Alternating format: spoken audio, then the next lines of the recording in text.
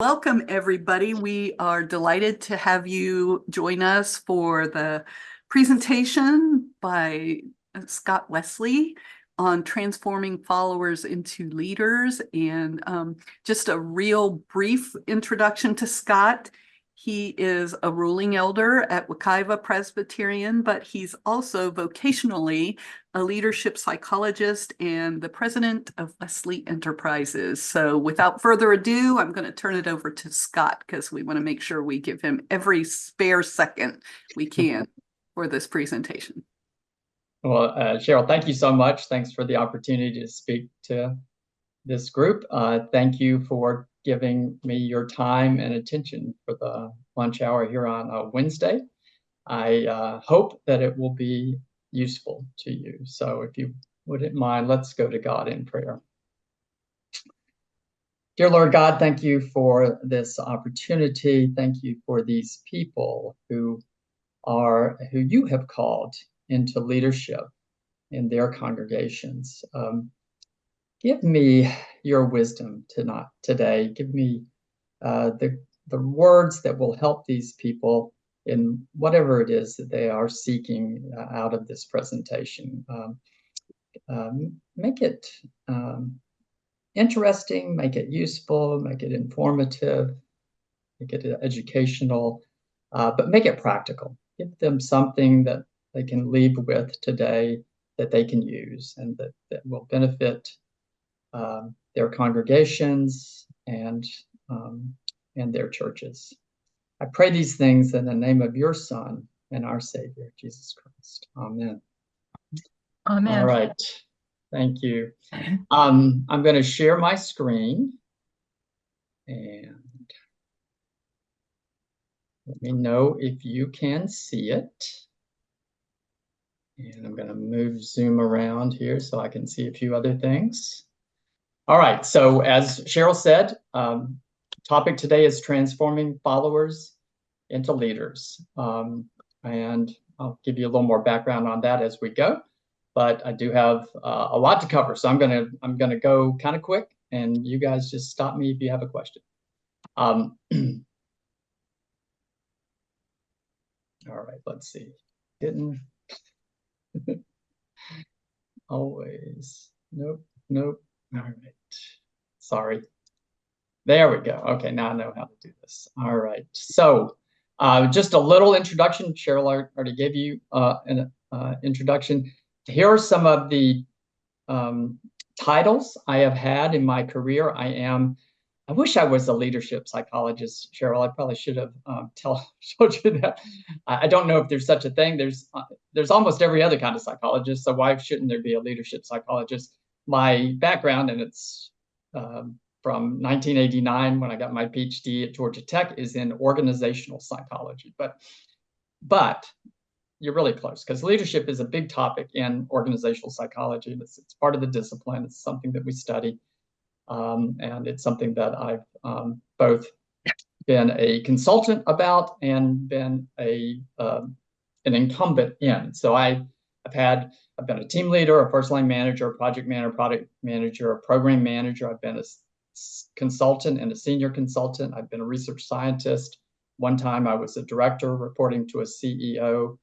And again, I haven't updated my resume. I am currently working as a lead program manager for a Silicon Valley software company. Before I joined about 4 years ago, I was president of my own company. Don't get too impressed. That company had exactly one employee, me. It was great because performance reviews were really easy, and so was compensation discussions. But got a really good offer with a company that was kind of a startup at the time, and so it was exciting and something I'd never done before. So I'm currently there, and I have this hybrid role where I'm both an independent a individual contributor. That's what I was trying to say.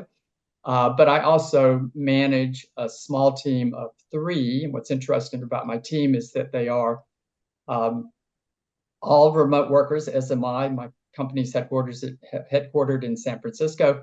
but they all live and work out of their homes in Romania, and they are all about 35 to 40 years younger than I am. So it's an interesting group of people with unique skills and challenges. But you're probably thinking to yourself, wow, look at all those titles. What's wrong with this guy? Can he keep a job? It was over a long period of time. A lot of those titles came while I was working with the same company. Some were title changes, some were promotions, etc. But anyway, what I can say about those positions is that not all of them were managers, but that all of them had an opportunity for leadership. And I'll hopefully get into some of that as we go along. That's my vocation side, as Cheryl said. In terms of other leadership roles, I am an ordained elder, I'm an ordained deacon. I've been a committee chair and a committee person on a lot of different committees, human resources, youth, long-range planning. That's all at Wakaiba. I have been on the committee on ministry and on the leadership development committee. Is that what LDC stands for? I hope so. I also was a recent co-chair of our pastor nominating committee, and and in my spare time, I am an adjunct professor at the University of Oklahoma. I've been there for about 7 years. I teach a graduate level course in a course called Leadership and Management Theory. So what I can, one takeaway from this slide is that I probably know a lot more about teaching and leadership than I know about preaching and theology. But I'm going to try to marry the two today and give you both information that comes from the leadership literature, but also has connections to what, at least what I think, connections to Scripture. And by the way, I am an online instructor. I don't make the commute to Norman every week to teach that class. All right, so yeah, good. I think I covered it all there. So this is what I want to talk to you today about. We're going to do a quick dive into leadership, kind of a 101, just to set the stage, give you some context, and also help you understand kind of my perspective on leadership, where I come from. So we'll talk about some definitions. We'll talk about leadership myths. Anytime you have a significant topic like leadership, you have both truths and falsehoods about that topic. And so there's some pretty common myths that I'd like to get out of the way right off the bat. I want to talk about managers versus leaders. I want to talk about very briefly about what it means to lead like Jesus, because that's how I'm going to segue into this topic of why, of transforming followers into leaders. But before I jump into that, I'll at least give you a few reasons why I think that's important. We'll talk about different skills that I think you need if you're going to try to develop leaders, and those include things like motivation and trust and teaching and delegating and providing feedback. And then we'll close with 2 examples. One will be coming to you from the really hard topic of leading change. And then, if all goes well, we'll watch a video, which will probably be more entertaining than I've been, on a real life example. It's kind of a counter example of a leader who was able to transform very quickly his entire followership into leaders. Q&A we can do at the end, or we can do as we go through. All right, so that's the topics. And so since there's so many, that's why I'm going to go kind of fast. So leadership 101. Let's see. Here are some definitions of leadership. Like anything that's broad and big, there's multiple definitions. You can kind of pick one that you like. But as you look across those different definitions, there are a couple of things that are common.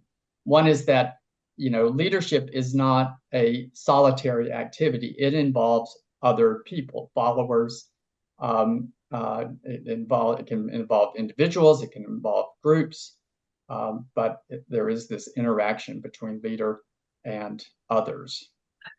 And then there is also something that's really important in the leader-follower relationship, and that's the situation.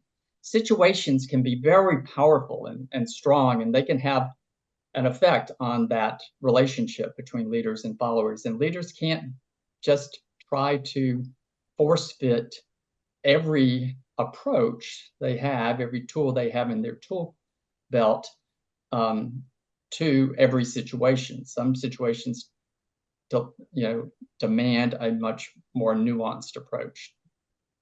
The other thing that's common here is it's about achieving things. It's about achieving goals, achieving results, about helping individuals and teams do their best work. It's relationship, but it's also task and getting work done. So these are several definitions that you can find in the literature. This, though, right here is my favorite definition right now, and it comes really out of or from a Christian leader named Todd Bolsinger.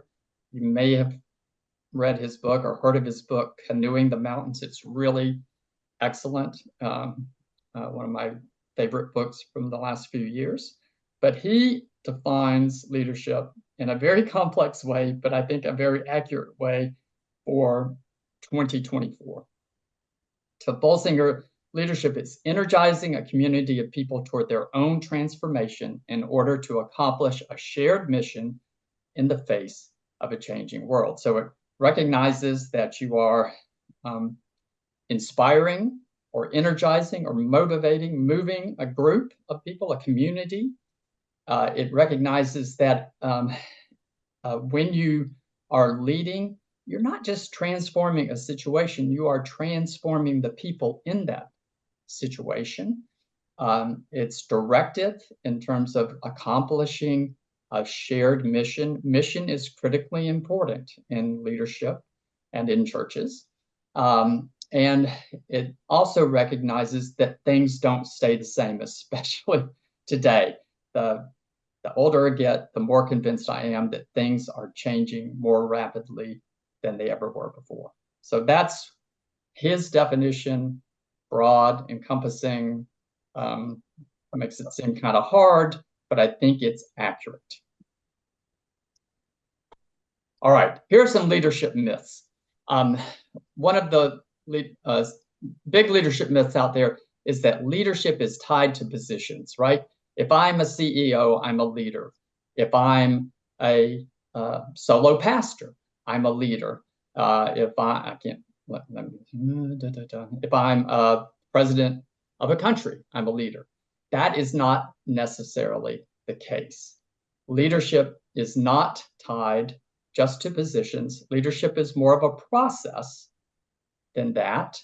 And if it's not tied to a position, the good news is that everybody can be a leader. They don't have to wait until they climb the corporate ladder or whatever ladder they're involved in. Another leadership myth is that leaders are born, not made. Now, I'm not saying that there is no genetic component to leadership. There's a genetic component to almost everything that you look at, psychologically or physically. But you're not stuck with the cards you were dealt with at birth. You can become a better leader. You wouldn't be on this call today, I think, if you didn't believe that to some extent. I occasionally will get a student who is really tied in and dug in on this idea that leaders are born because they've been around leaders that were just very unique and special, and it was just in their makeup to be leaders. But then I go, well, why are you in my class? Why are you taking this class if not to become a better leader, to help you learn some things that you can use? So at least my perspective on this is that you can develop leadership. You're not destined to be a great leader or a poor leader at birth. Similarly, there's a myth out there that leadership is, you can only learn about leadership through experience. Now, this is partially true because experience is a very good teacher of leadership. As you have different leadership roles, you certainly can learn if you pay attention to what's going on. You can learn through those experiences, but it involves both some objectivity, some reflection, some thinking about how it went well, how it could have gone better, what I could do next time. But it's not only through hard knocks that you can learn about leadership. You can learn about leadership, hopefully, through presentations like this. You can learn about leadership through other people's experiences, etc. And you can learn by taking a class. And then the last one, which is the one that a lot of people believe, and I get it, but I'll try to make a case why I don't think it's necessarily true, is that leadership is more important than management. I'm not saying they're equally important in all situations, but they're both important, and organizations need both good leaders and good managers, and hopefully a few people that can do both.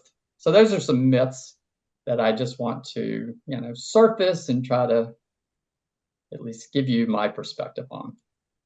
Okay, let's talk about managers versus leaders. So if you look at characteristics of managers and characteristics of leaders, there are some differences, okay? So managers are primarily responsible for administering and maintaining. Leaders are more responsible in organizations for innovation and developing.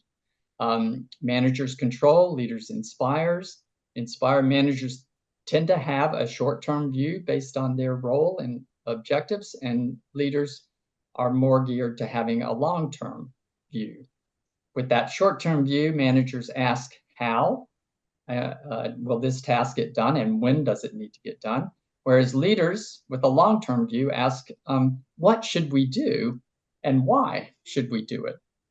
Managers tend to imitate process and what's worked before. Leaders are asked to be more original and originate and create. And then managers sustain the status quo. If it's working, why not? Why break it, right? That's what management is responsible for. Maintaining the status quo, maybe making some small incremental changes that lead to improvement, but not really breaking things. Leaders, on the other hand, are about challenging the status quo.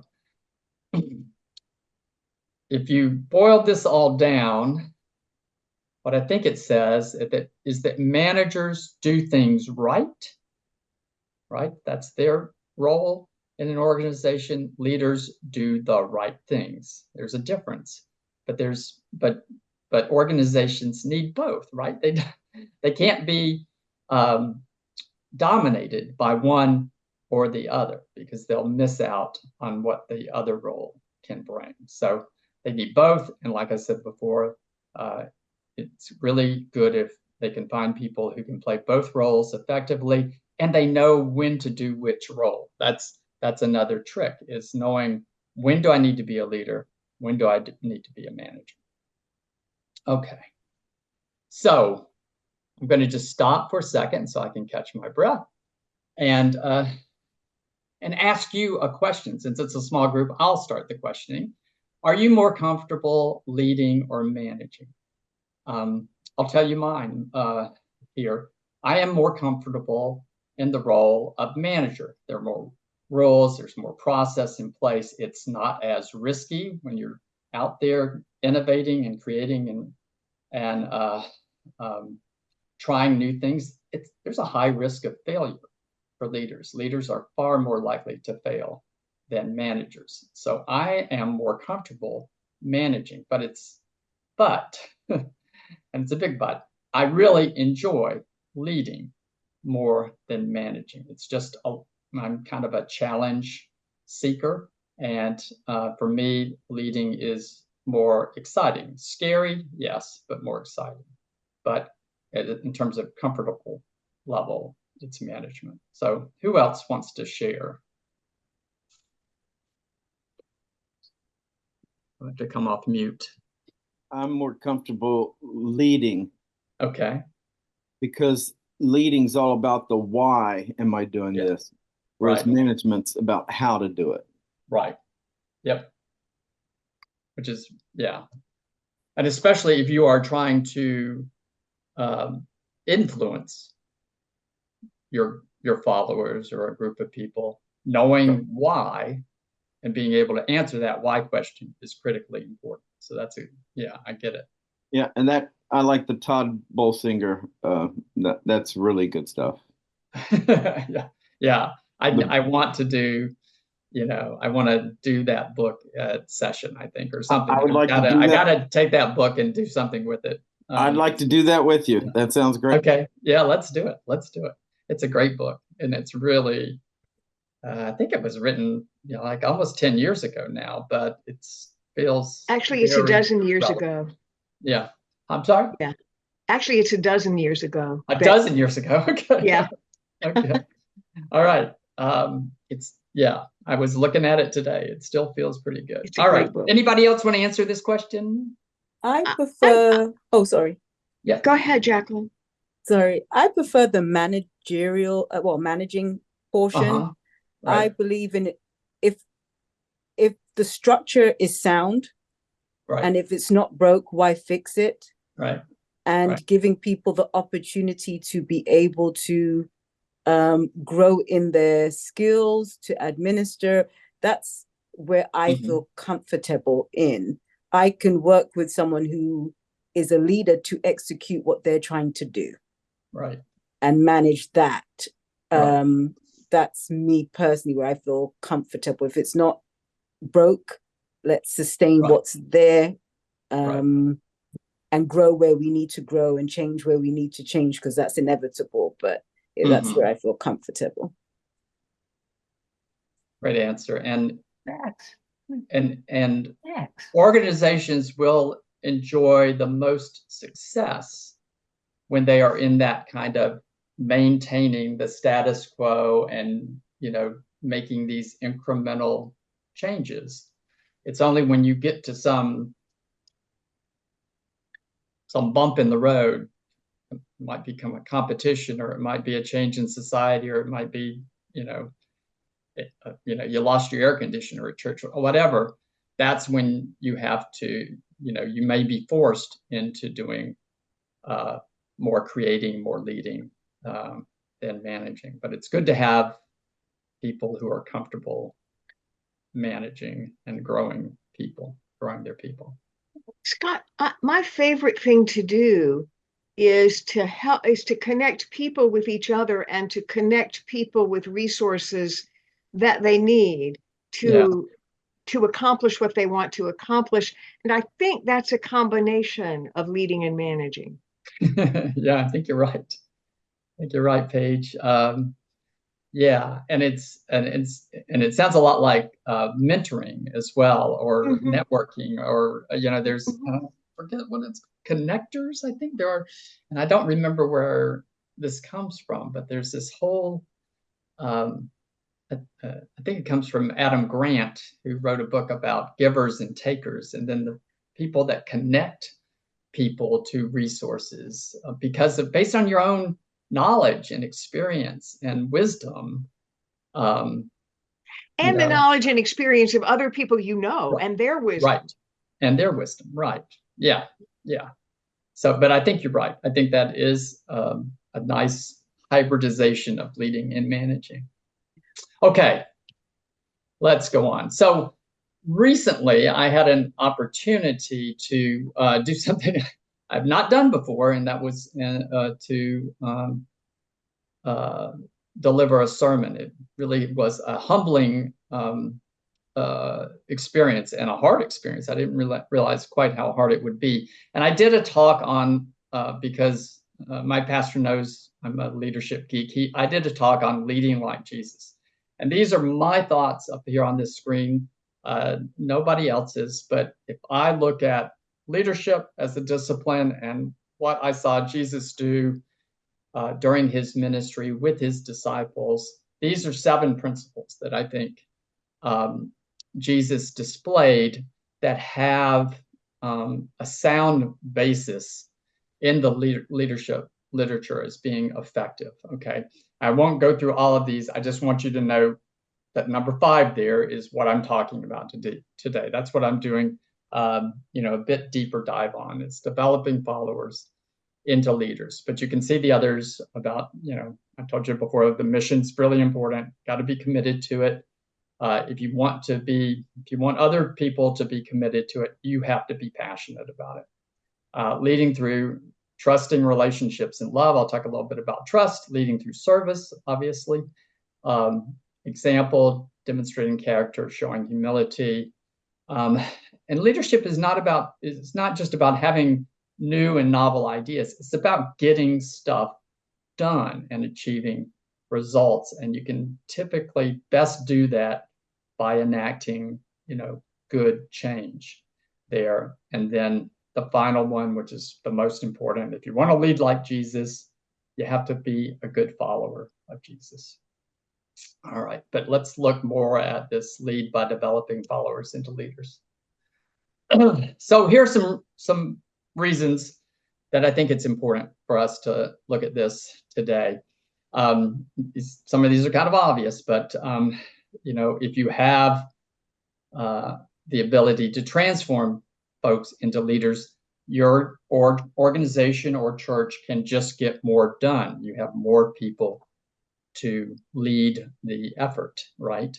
I think it decreases the chances of pastor burnout. I'm going to talk a little bit more about that, but this is an issue that I hear more and more about, and I think it's one we've really got to look at and try to address and find out some solutions to it. It's a really hard job, always has been, I guess, but post-pandemic, there's some really scary data out there about burnout. And I think we also have it in our congregations with our members and our volunteers. And have fun.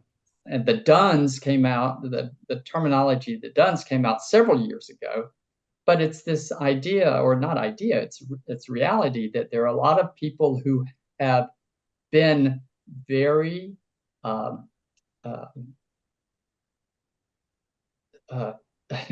integrated in their congregations. They've been lay leaders. They've been really important. And then over time, they just get tired. They just get done. They just get frustrated by the church. The quote I saw was someone said, the church just churched the church out of me. That organization just didn't work for them anymore. But that's another reason I think that we need to look at turning followers into leaders to get them reignited and remotivated. To me, followers are gifts. People that you lead, people that you manage are gifts. They're resources, human resources to you. And we are taught to take care of, nurture, and grow the resources that God puts in our lives. And so to me, helping people become more effective, even if they want to just be a better follower, that's fine too, but that's a form of stewardship, okay? If you're concerned about a long-term view, then, I'm 66, about to turn 67, and I'm thinking about, what's this church that I love so much going to look like in 15 or 20 years? And I think, it's a critical time in its history. And we need to develop people who are younger than me to be the next generation of leaders. So it's a sustainability reason as well.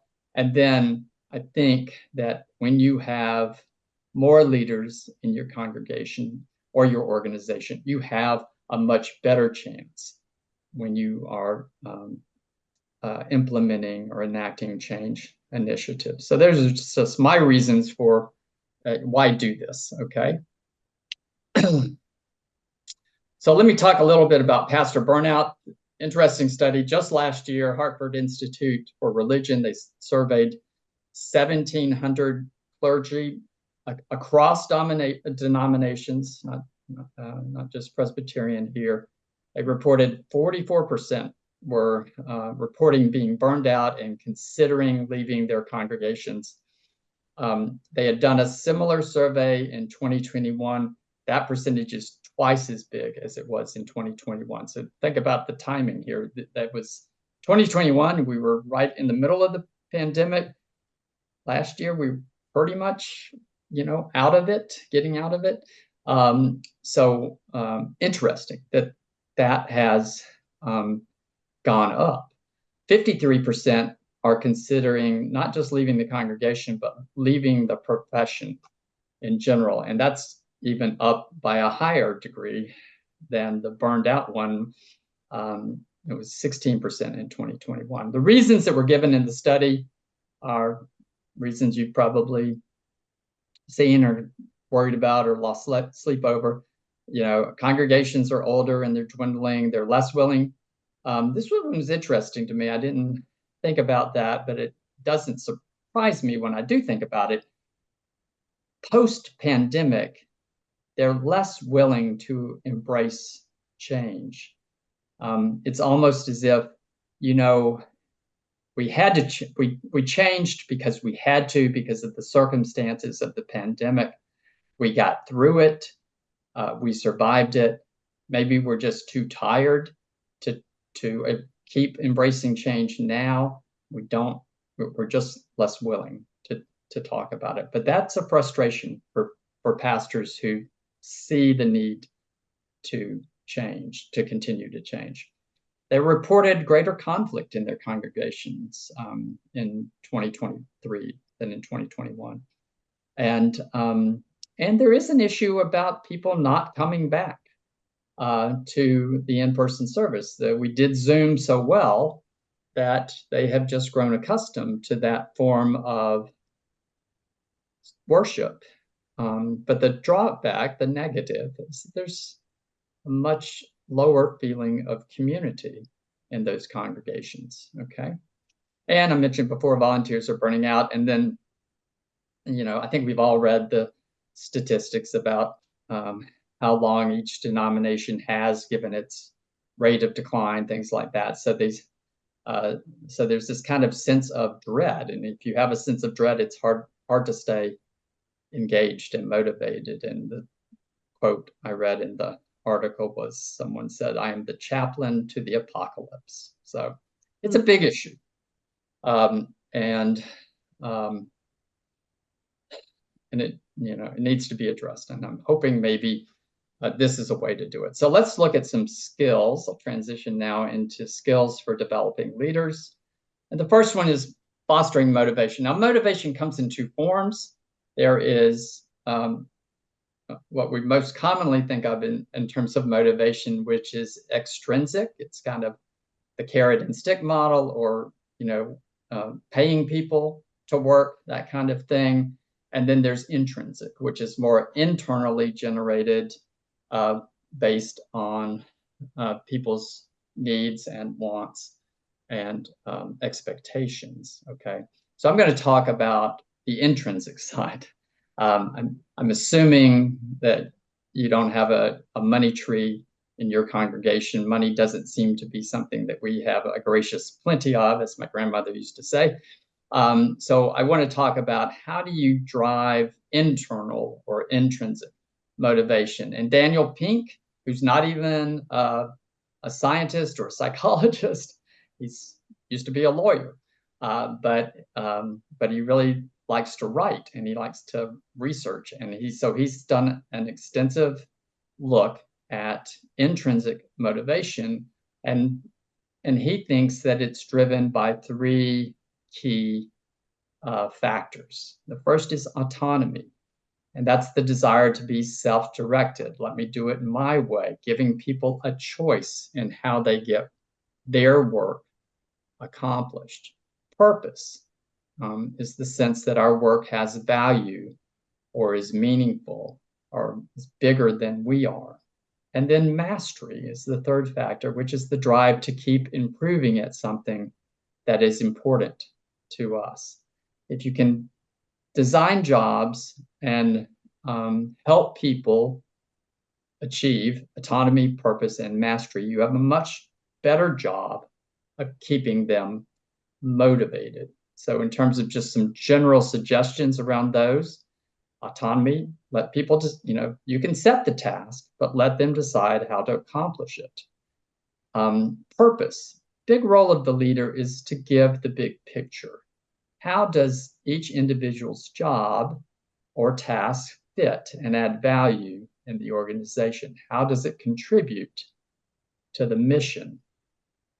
People find that helps them have that sense of meaning. And then mastery. Can you mentor, support? Can you connect people with other people that will help them become more skilled? Can you help grow them and help them, achieve higher performance or better productivity, efficiency, whatever, effectiveness? That's some ideas around helping people become more motivated. Okay. Trust is a pretty big issue when you are trying to. I'm sorry, I'm going to catch up with. I've been talking off the cuff here. I really want to do some of my notes that I collected. So a key part of building relationships is trust. No one's going to follow you if they don't trust you. Let's face it. And trust is a two-way street. You have to give it. You have to extend it in order to receive it. Jesus was a good example of someone who extended trust to the people who believed in him and followed his teaching. Now, Covey, and this is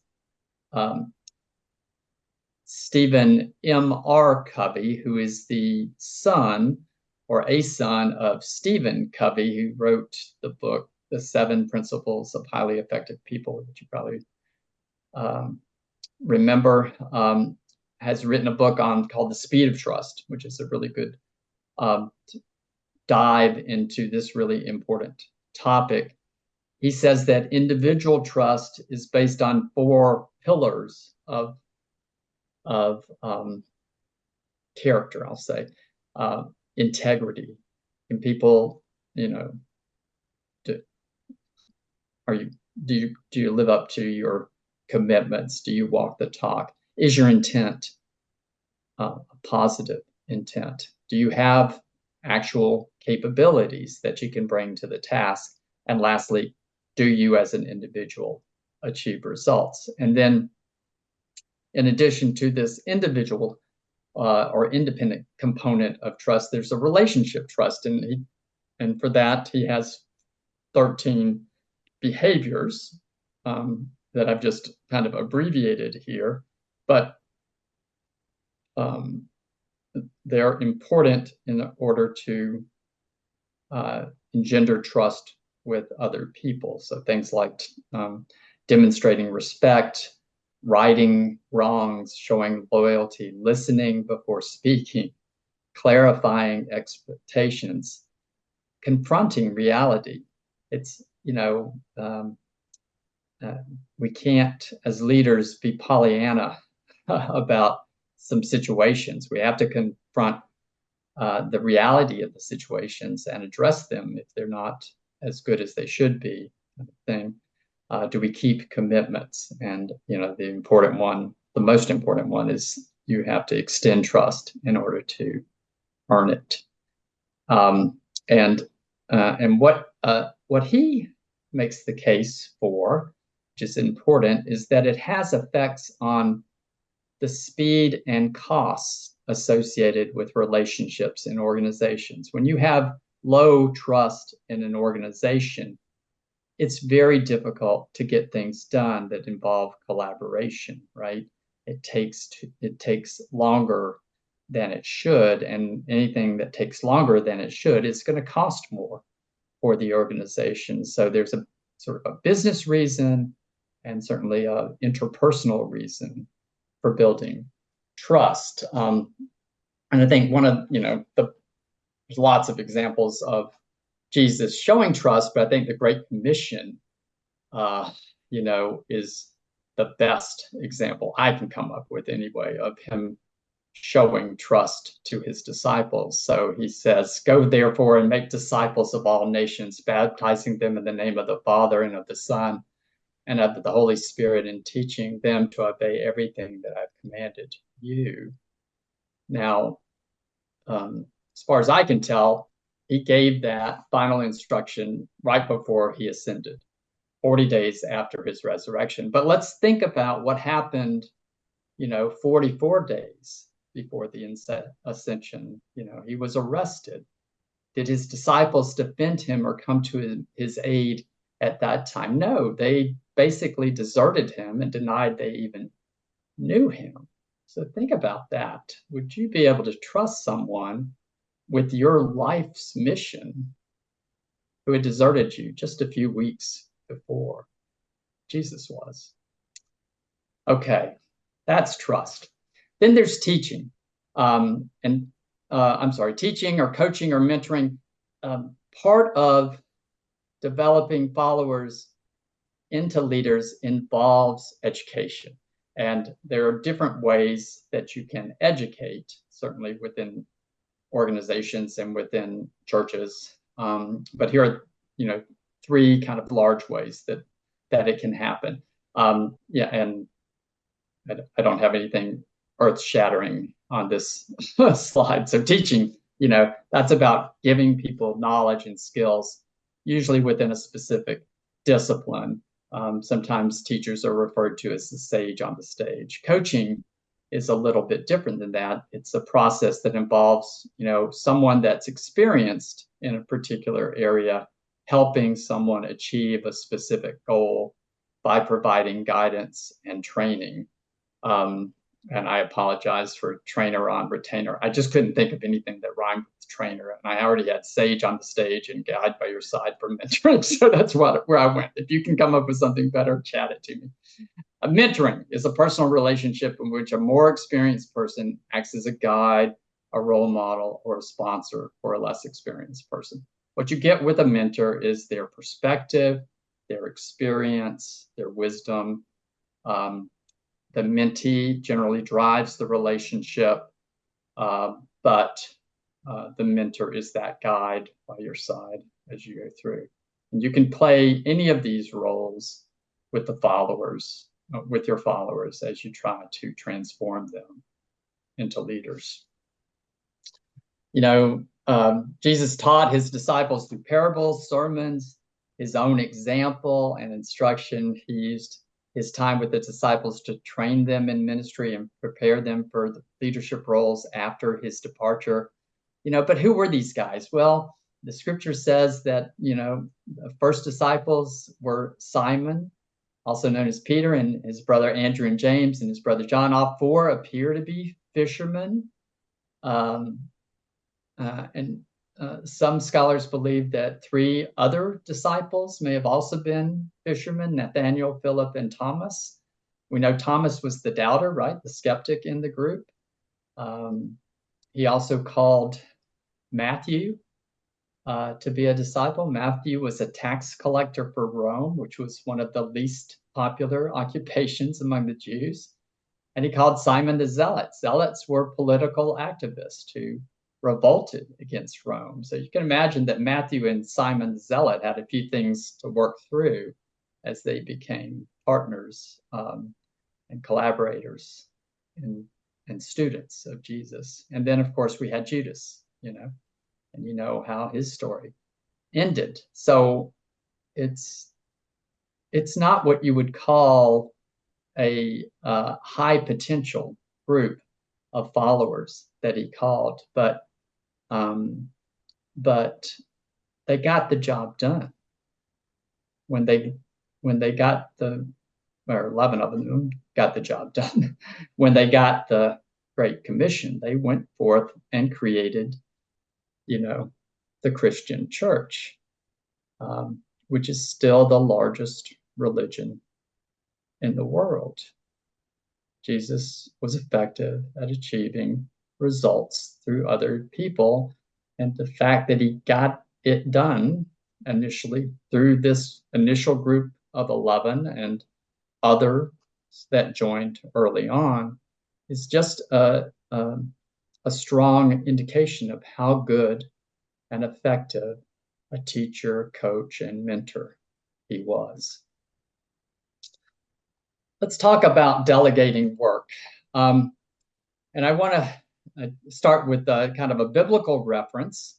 This is out of Numbers. I think during a time when Moses might have been complaining to the Lord about his workload, and God gave him instruction: go get 70 of the elders and officers, bring them to the tent of meeting and have them take their place there with you. I will come down and talk with you there. I will take some of the spirit that is on you and put it on them, and they shall bear the burden of the people along with you, so that you will not be by yourself. So early on, God was talking about delegation.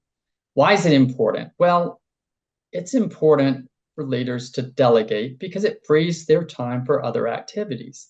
It also helps develop their followers. They learn by doing. It demonstrates trust. It increases followers' significance and satisfaction. It strengthens the organization. But it happens to be something that a lot of managers and leaders are very poor at doing.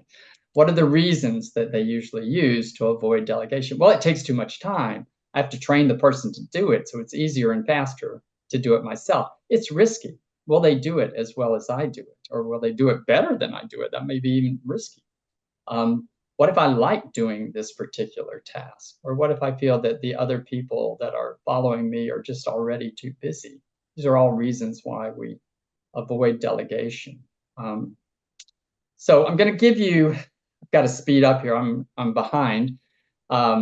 So this is a model. I'm going to share these slides and my references with you after the presentation, or Cheryl's going to do that for me. This is a model called situational leadership. It's probably the most common corporate training model on leadership that there is. And it basically says that you model the form of leadership based on the situation and on your performer's readiness for that situation or that task. Okay, so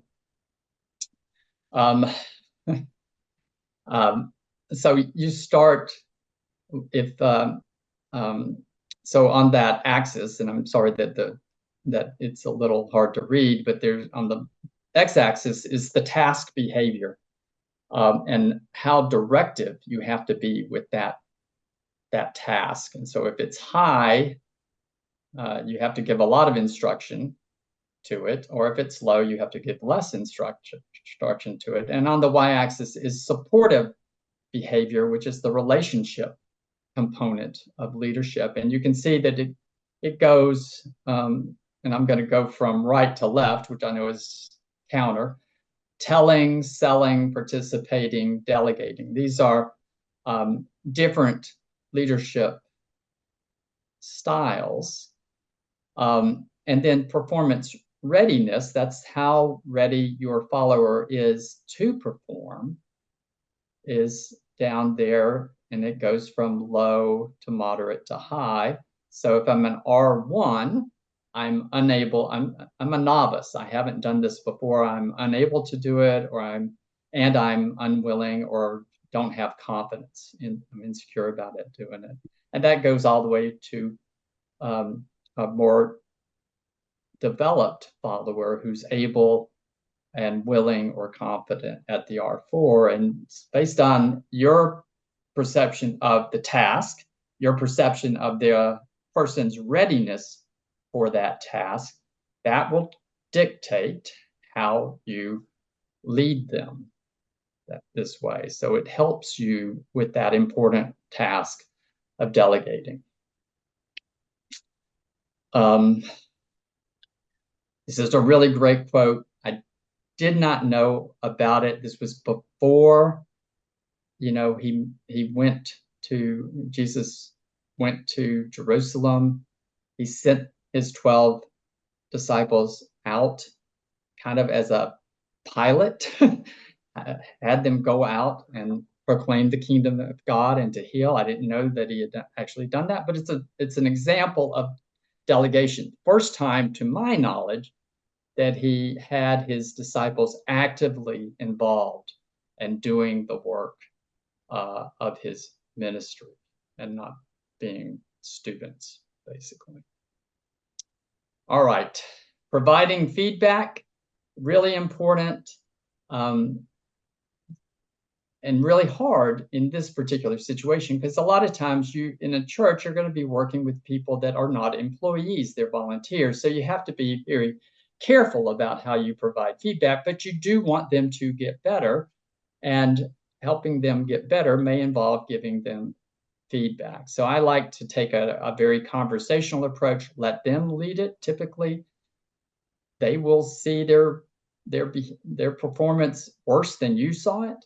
And so it's actually can be kind of affirming to them when you have this conversation. Some, by the book feedback tips, or make it helpful, direct, specific, descriptive, timely, and flexible. I like to balance positive feedback with constructive feedback. And then I like the acronym THINK. Is it true? Is it helpful? Is it inspiring? Is it necessary? And can I do it with kindness? That's some ideas around feedback. Okay. So look at this as a homework assignment. What can you do on those skills to be better at them? All right. 2 examples. I'm going to do this one real fast. Then we're going to have the video. What am I doing? Oh my gosh, 5 minutes. All right. So if we go 5 minutes over, if you've got to go, that's fine. You'll have the link to the video. It's really good. It's the favorite video in my class for a reason. And, so I do want you to see that if you can, either now or later. Leading change, really, really important for leaders. I've already made the case that they have to achieve things, and it's usually through change. But it's very challenging. And most change initiatives estimate is about 70% of all change initiatives in organizations do not achieve their objectives. What you need to overcome resistance to change is dissatisfaction with the status quo. Followers have to understand there's an issue that needs to be addressed. You have to have a vision of a better tomorrow. You have to have a change process that makes sense. And to do this effectively, one of the important things leaders have to do is give their followers both clarity and hope, okay? And that is done through clear, frequent communication delivered with confidence and optimism. And you cannot lead change by yourself. This is John Cotter's change process model. I'm not going to go through it.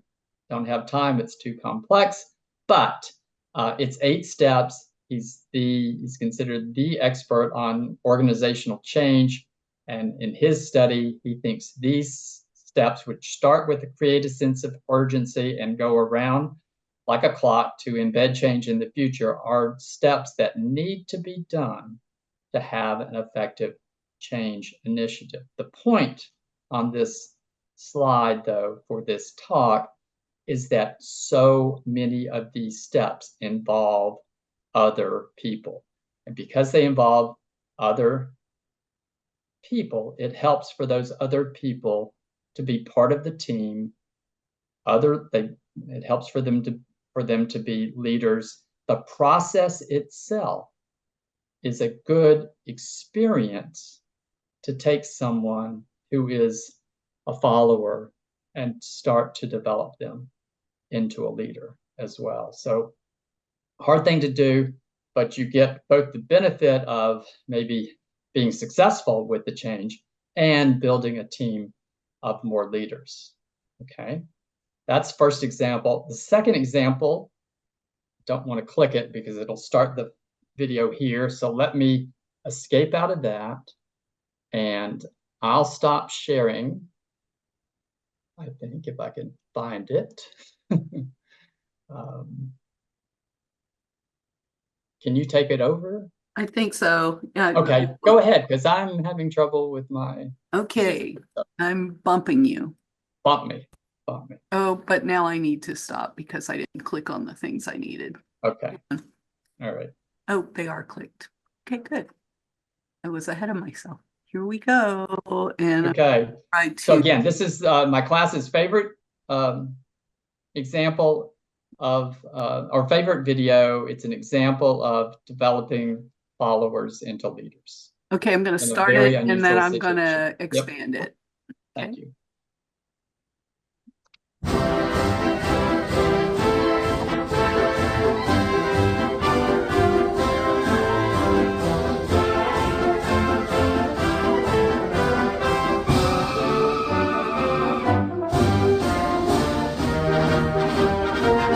I was trained for one submarine, my guys were trained to do what they were told. That's a deadly combination. We all know organizations where people just followed the leader into disastrous situations.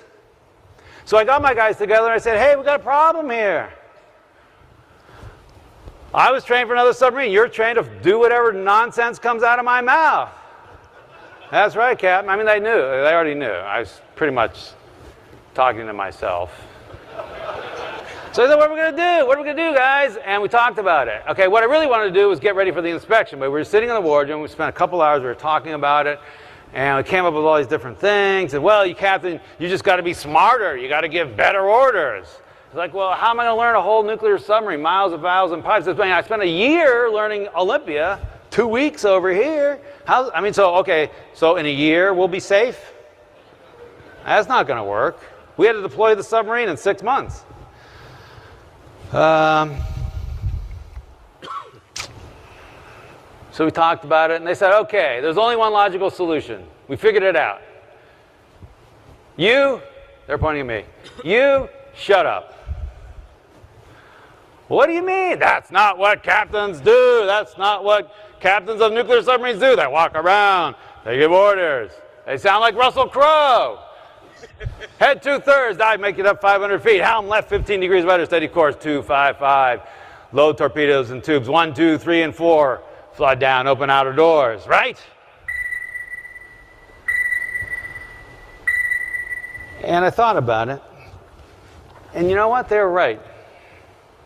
So at that point, I vowed never to give another order. And if you came down on my submarine, it would have been very confusing.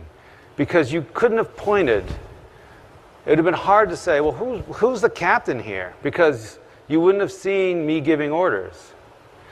I did retain one order. The final order to launch a weapon, a torpedo or a missile, I kept with me because I felt since that was going to result in the deaths of other human beings, that I didn't want that on anyone's conscience but mine. That was my moral and ethical responsibility. But even though everything else in the Navy, there's long lists of things that says the captain has to authorize. Captain should authorize. You got a couple nukes in your group, they'll tell you it's true. Captain authorize, submerge the ship, get underway, start up the reactor, shut down the reactor, connect to shore power, divorce from shore power, on and on, break rig for dive, on and on and on, pages of these things. I just refused to give those orders. What we replaced it with was intent. Instead of giving instructions, if you want your people to think, don't give instructions, give intent.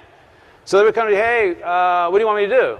Well, left full rudder, steady course 255. No. So what are we trying to accomplish here today? Well, we're trying to get in position so that when the enemy submarine comes through, okay, so where do you think we should position the ship? Maybe over here. Good idea, go there. You give intent to them and they give intent to you. So my officer stopped requesting permission. And every other submarine, Captain, request permission to submerge the ship. Submerge the ship. Submerge the ship, aye. On Santa Fe, Captain, I intend to submerge the ship. Very well. And they did it. And it might seem like it's a very small, nuanced change of language, but it was hugely powerful because the psychological ownership now shifts to them. They need to discover the answer. Otherwise, you're always the answer man. You can never go home and eat dinner. And so we started doing this. And it was hugely powerful. Actually, we went another step. Then I got smarter and I said, when the officer said, "Captain, I intend to submerge the ship," I would ask him, "Well, what do you think I'm thinking right now?" And he'd look at me, hard to tell. "I'm guessing you're wondering whether it's safe." Bingo! I said, "Well, convince me it's safe." He said, "Captain, I intend to submerge the ship. All men are below, hatches are shut, ship's rigged for dive. I checked the bottom depth. The submarine's in the water that's been assigned to us." Then later I would ask them, "Is it the right thing to do?" And they would say, "Well, yes, sir, because our mission requires that we..." And these are the two pillars that I think support this idea of giving control. These are the two pillars that need to be in place. The technical competence, which is represented by, is it safe? And the organizational clarity, which is represented by, is it the right thing to do? And you put those things in place, and then you can give control, and you give control, and you put those things in place. And you are off to the races.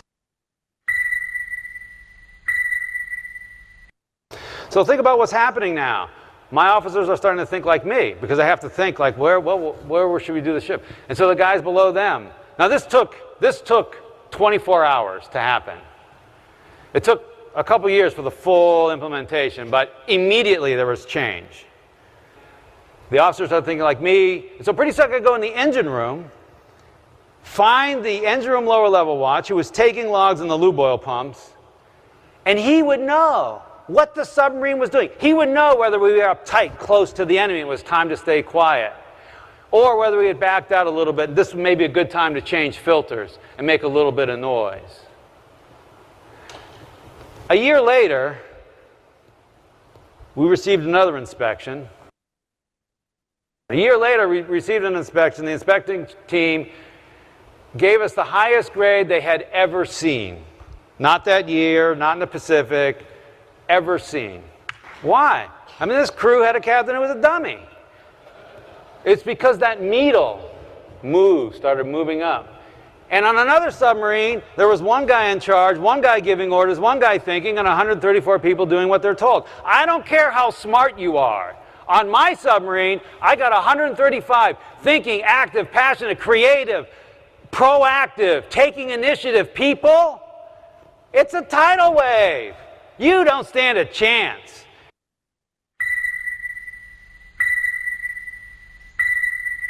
Here's the solution. Move the authority to where the information is. You mean the software engineer can decide whether we ship the software? Yeah. You mean the client, my salesman can close the deal? Well, up to $1,000. No. Yes. Whatever the price? Yes. What does it take to make that happen? Now, if you're picturing a lot of people out there doing crazy things and a bunch of arrows going in a bunch of different directions, you have the wrong picture. You create the environment so that those people are out there making decisions as if the CEO were standing right behind them. And if it's not the same decision, it's actually a better decision because they have the information. And not only will you get better speed of execution, because now you don't have this delay, what happens is those people feel like they matter because they're thinking. You engender thinking. You create the environment for thinking. The secret is, nothing I said is hard. There's nothing hard. The only thing that's hard is you. It will feel wrong. You've been genetically and culturally programmed to take charge and make it happen. Take control and attract followers. And what you want is to give control and create leaders. It will feel wrong, and you will repeatedly start down this path if you so choose, and then you'll be angry at yourself like I was. And you will have a failure, and you'll go back to the old ways. And you will pick yourself up, and you will go again. You will go again. And by doing so, you will achieve the greatest thing possible. You will have achieved greatness, not because of the deeds and acts that you did, but because you set an environment where the people around you and their families and their schools and their organizations and their businesses, they've achieved greatness. That will be the greatest thing of all. Go forth and be great.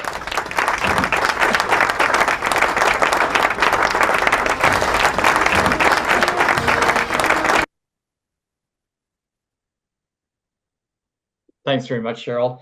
And thanks for all of you who were able to stay with us. That concludes my presentation. There's a call to action in the deck when Cheryl sends it out to you. I'm just going to challenge you. Find somebody in your congregation, in your community, who you can be a teacher, coach, mentor to, who you can practice some of these things we've talked about today. Give them a little control, see if you can help them develop into better leaders. I will be glad to stick around if anybody's got questions. I really appreciate the time, the opportunity today, and thanks for coming. I hope it had some value to you. Well, we want to Thank you thank so you, much. Scott, for sharing your time and your expertise with us. I will be sharing the slide deck with you and the handout of references that he provided. And the video will go up probably in the next couple of days on our website. So if there's something you want to re-review, it will be available to you. Anybody have any questions before we head out? Thank you very much.